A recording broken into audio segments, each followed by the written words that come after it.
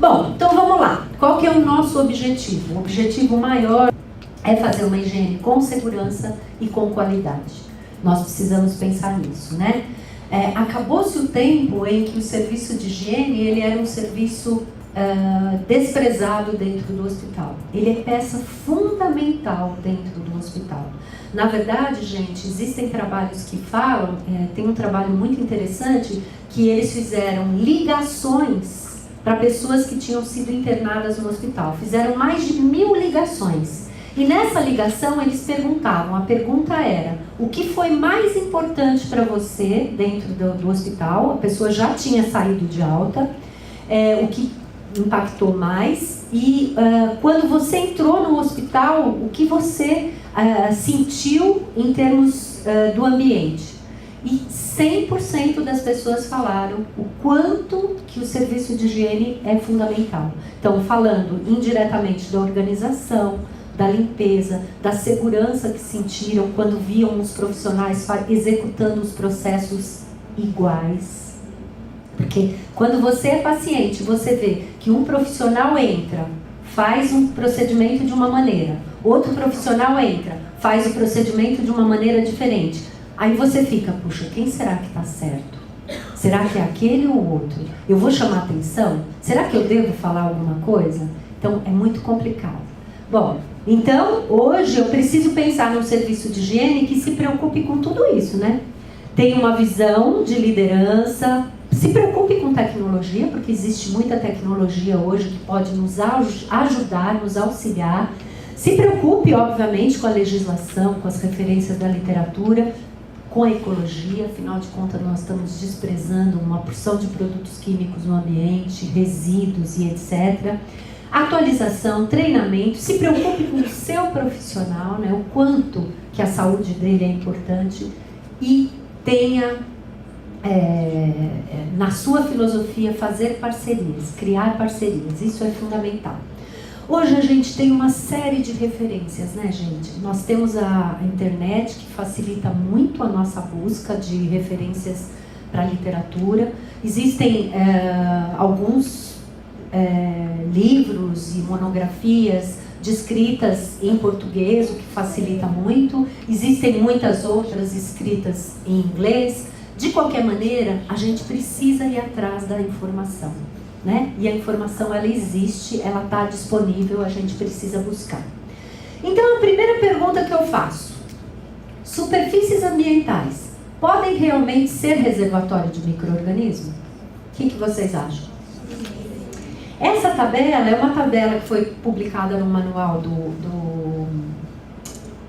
canadense, desculpa, me fugiu a palavra, no manual canadense, e ela traz todas essas referências, esses equipamentos, materiais, imobiliários, como possíveis reservatórios de micro-organismo. Então, cama, grade de cama, colchão, campainha, poltrona, estetoscópio, pia, piso em volta. Então, a resposta é sim, pode. O ambiente pode sim ser um reservatório importante de micro-organismo. Outra pergunta: essas superfícies têm sido implicadas na transmissão endêmica ou epidêmica de infecção? Sim. A resposta está aqui embaixo, viu, gente? Sim, sem dúvida nenhuma. Existem muitos trabalhos na literatura que comprovam, por exemplo, com esses 3 agentes que eu trouxe: norovírus, Clostridium difficile, Acinetobacter, todos eles têm, o ambiente em todos eles tem uma responsabilidade bastante grande.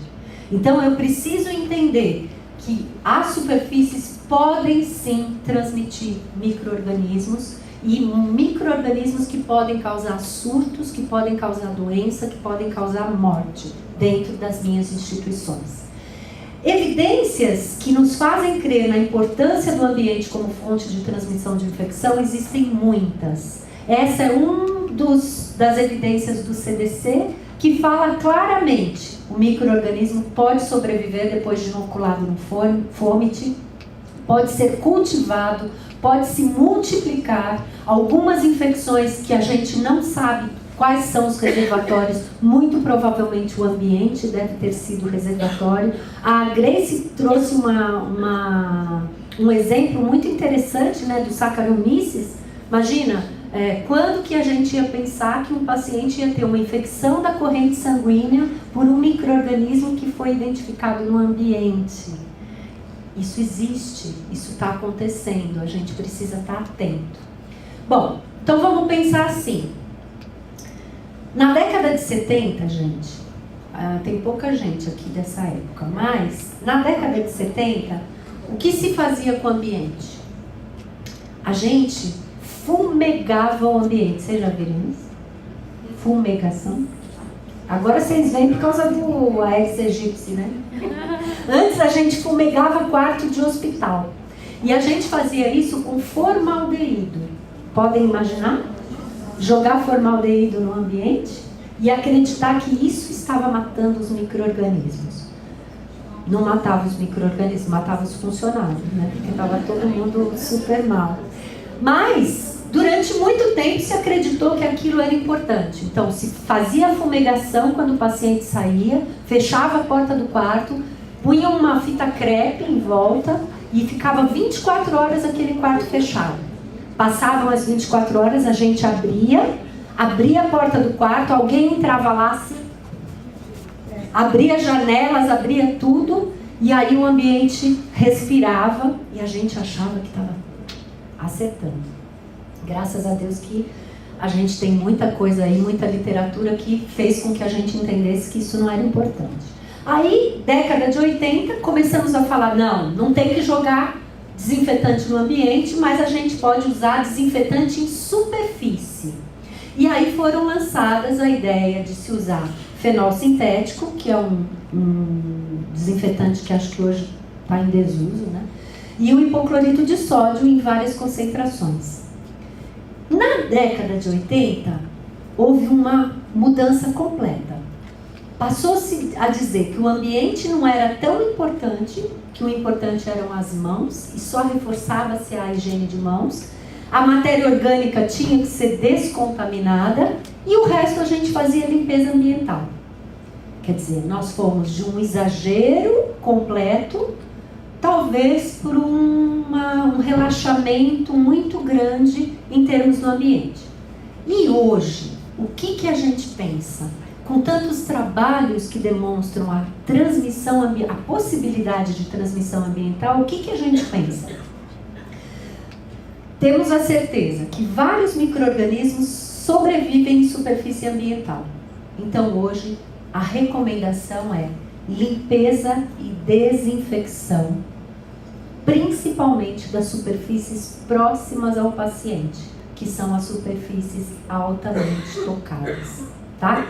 Então a gente está crescendo. Olha só, essa é uma revisão sistemática super interessante que traz aqui vários micro-organismos, eu assinalei só alguns, que sobrevivem no ambiente durante meses, horas e meses. Um Acinetobacter pode sobreviver até 5 meses, um Enterococcus, resistente ou não, de 5 a 4 meses, um Staphylococcus de 7 dias a 7 meses. Ou seja, a gente tem embasamento suficiente para acreditar que os micro-organismos podem sim sobreviver no ambiente. A questão é que muita gente ainda não acredita que os micro-organismos existem, né? Quando a gente assiste aquele filme, a gente acha interessante, né? Como que a contaminação do chefe se espalhou naquele ambiente. E agora eu pergunto para vocês, qual que seria a diferença entre a limpeza adequada de um hotel e de um hospital? O que vocês acham? Quando a gente chega num hotel, o que vocês querem num hotel? Geralmente a gente entra no hotel, o que a gente quer? Um quarto limpo, sem sujeira visível. Pisos e rodapés limpos, parede, teto e portas, mobiliário, parapeito, telefone, banheiro completo, todos os equipamentos do quarto, lixeiras vazias, trocar e consertar itens quebrados ou com mau funcionamento. Concordam? Essa é a nossa expectativa, ok? E no hospital, qual que é a diferença? Na verdade, gente, a diferença é, a gente vai fazer a limpeza do hotel, temos que fazer tudo exatamente do jeito que a gente faria num hotel, porque eu quero ter uma superfície limpa e sem sujeira visível, mas eu tenho que fazer um plus, né? O que eu vou fazer? Vou fazer limpeza e desinfecção concorrente das superfícies mais tocadas, limpeza e desinfecção terminal de todo o quarto, quando o paciente sai de alta, mobiliário, banheiro, etc. E monitorização periódica da qualidade dos processos, com posterior feedback à equipe. Então é bem diferente, né? Por isso que quando o nosso profissional de higiene entra no hospital, a gente tem que valorizar esse profissional. Ele passa a ser um profissional da saúde. Ele não é um camareiro apenas, ele é um profissional da saúde. Porque ele vai cuidar da saúde de muita gente quando ele executar esses procedimentos de maneira correta. É isso que a gente precisa entender e valorizar essa equipe muito. Bom, eu falei, né? Vamos usar desinfetante nas superfícies mais tocadas. Mas o que é esse tal de desinfetante? Então, são formulações que têm na sua composição substâncias microbiocidas e apresentam efeito letal para micro-organismos não esporulados.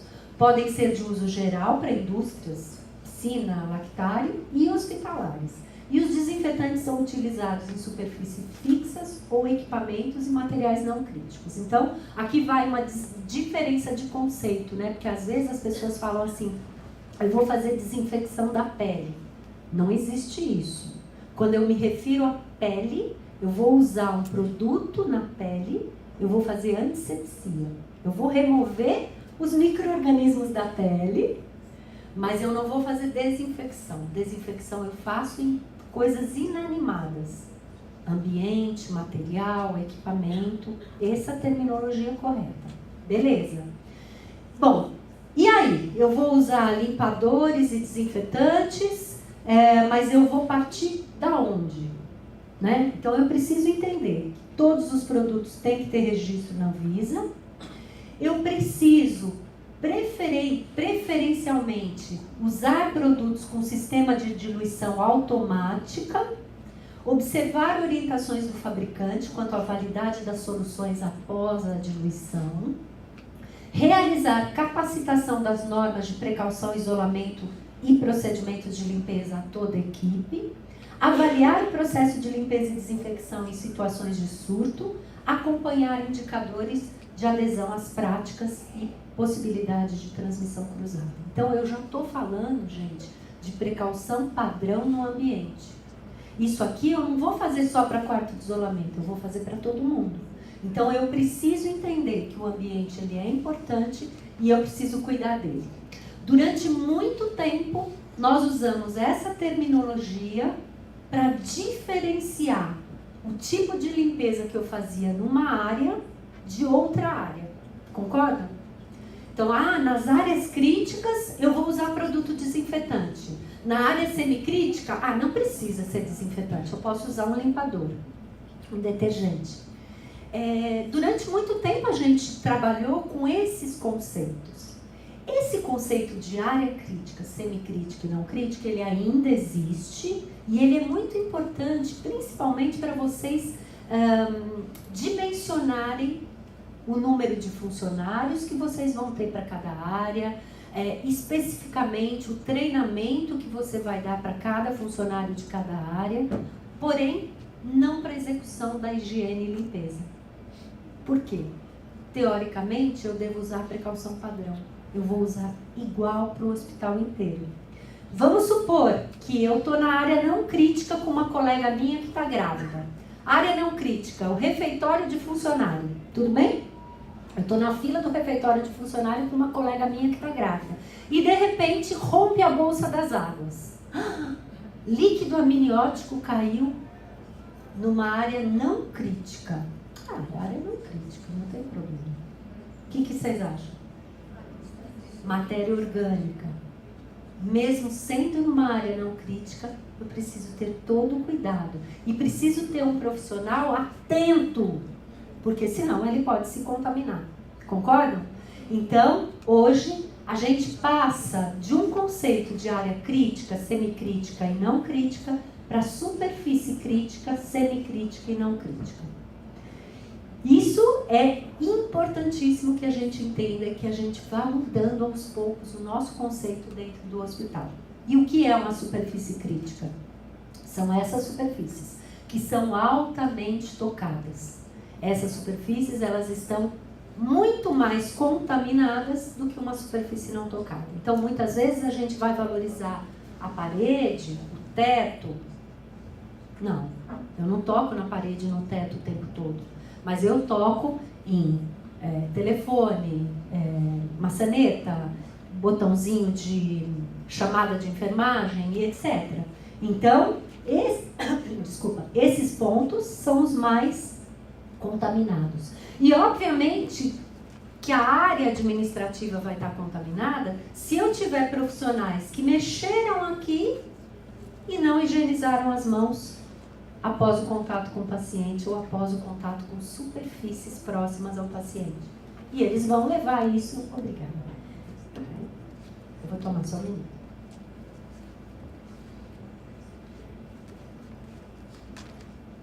Vou deixar aqui para não cair. Então, eu vou ter essas superfícies contaminadas sem dúvida nenhuma. Então, é um mix, né? A gente tem que trabalhar a higiene de mãos, obviamente, ela é fundamental, mas eu tenho que trabalhar o cuidado com o ambiente. Então, onde é que os micro-organismos estão presentes? Interruptor, torneira, válvula de descarga, hastes do banheiro, maçaneta, poltrona, telefones, controle remoto. É um lugar onde eles mais estão, porque é o lugar onde a gente mais toca. E por quê? Porque aí eu tenho a transmissão, a possibilidade de transmissão. Então eu preciso pensar nisso, preciso fazer com que a minha equipe entenda isso, e não só a equipe de higiene, mas também a equipe de enfermagem, de fisioterapia, porque eles também são responsáveis por uma parte deste processo de cuidado ambiental. Então, todos vocês conhecem os 5 momentos de higiene de mãos, e é só para mostrar para vocês que nós do controle de infecção, quando eu comecei a fazer controle de infecção, a gente falava muito, higieniza a mão antes de tocar no paciente e depois, antes e depois, antes e depois. Hoje a gente fala, higienize antes, higienize imediatamente antes de procedimentos limpos ou assépticos, logo após contato com fluidos corporais, após tocar o paciente e após tocar em superfícies próximas, que a Grace deu um bom exemplo da bomba de infusão. Eu só vou lá desligar o alarme, né? Eu só vou lá desligar o inalador, eu nem vou tocar no paciente, eu só vou desligar o vácuo, o oxigênio que estava no inalador. Será? Né? Então, eu levo com certeza esses micro-organismos lá para fora. Então, gente, vamos pensar assim. Algumas regras importantíssimas que todos precisam ter. Isso diz respeito a qualquer paciente. Manter um ambiente limpo, livre de poeira, matéria orgânica. Quais são os princípios importantes? Não misturar as soluções de limpeza, utilizando-as sempre como indicado. Vocês já viram o pessoal misturando solução? Qual que é o risco? Muito grande. Por quê? Eu vou ter risco de diluir um produto que foi fabricado para aquela concentração, eu posso diluir, e eu posso misturar coisas que são antagônicas, que são contrárias, que quando eu passar no ambiente, ao invés de eu ter um benefício, eu vou ter um malefício. Iniciar o processo da superfície mais limpa para mais suja, em movimentos únicos. Isso é uma técnica básica de limpeza. Eu preciso treinar os meus profissionais para que eles executem esse procedimento. Porque senão, eu vou levar contaminação para as áreas mais limpas e não ao contrário. Utilizar as soluções na diluição recomendada. Eu preciso ter muito claro, e aí vem a questão dos diluidores. O quanto é importante a gente ter diluidores, ter materiais de boa qualidade para a gente trabalhar no nosso dia a dia. Não utilizar varredura seco para não dispersar a poeira. Isso é óbvio, acho que todos vocês já sabem. Não improvisar embalagens. Acontece? Sabem que lá no hospital nós tivemos uma situação que foi bem interessante. Vou falar interessante porque não teve nenhuma consequência para ninguém. Mas nós tínhamos um paciente internado cuja família, uma das pessoas da família, era obcecada por limpeza. E aí ela pediu para o funcionário da higiene que ela queria álcool. Que ela queria álcool para deixar no quarto. Porque ela gostava de passar álcool o tempo todo nos itens, não sei o quê. O profissional, ele foi super atencioso. Ele falou, bom, eu tenho álcool, mas eu não posso lhe dar esse frasco todo de álcool. Como é que a gente vai fazer isso? Ela pegou uma garrafa de água lindóia, né, assim, essas águas da vida, que estava vazia. Ela falou, põe um pouco de álcool aqui, né, eu sei que tem álcool aqui, beleza. Tudo bem. Enquanto ela estava lá, ela usava essa garrafinha de álcool para tudo que era lugar. Só que a pessoa foi para casa um dia, né, foi tomar banho, foi trocar de roupa. Quem ficou lá não sabia que tinha álcool nessa garrafinha, concordam? E aí o que aconteceu? O paciente foi tomar uma medicação ou pediu água, não me lembro exatamente. Ele pegou, serviu num copo e deu ao paciente para ele tomar. E o paciente foi lá e... Não aconteceu nada, né, gente? Todo mundo já tomou álcool alguma vez na vida com caipirinha, né? Ninguém morreu, nem nada disso. Mas podia ter sido alguma coisa muito mais grave. Então, a gente fala, né? A gente brinca. Você vê, foi com muito boa intenção que ela improvisou uma embalagem, não tinha nenhuma etiquetagem, não tinha nada, e acabou acontecendo isso. Manter o carrinho organizado e limpo. Para que eu tenha um carrinho organizado e limpo, eu preciso ter um carrinho, em primeira instância, eu preciso ter materiais adequados nesse carrinho e preciso ensinar. Uma coisa que a gente tem feito muito é, por exemplo, se você quer um carrinho adequado, você vai tirar foto do carrinho adequado e vai sinalizar cada item que precisa ter no carrinho. E você entrega plastificado para o teu funcionário essa ideia. E fala para ele assim, olha querido, o carrinho padrão é esse aqui, ó. Cada coisinha no seu lugar. Se você esquecer, você pega a tua cola e faz o carrinho padrão. Se não tiver as coisas, vem falar comigo. A gente vai batalhar para conseguir que as coisas estejam aí. E não utilizar anéis e pulseiras durante o trabalho, porque eles podem ser reservatórios de micro-organismos. Ok? Então, gente, o que é precaução padrão no ambiente? Para limpeza concorrente, superfícies não críticas, como piso, utilizar detergente. Superfícies críticas, poltrona, mesa de refeição, mesa de cabeceira, utilizar detergente e desinfetante. Banheiro, detergente e desinfetante. Na limpeza terminal, exatamente a mesma coisa. Só que a única coisa é que as superfícies não críticas vão ser o teto, parede e piso. Ok?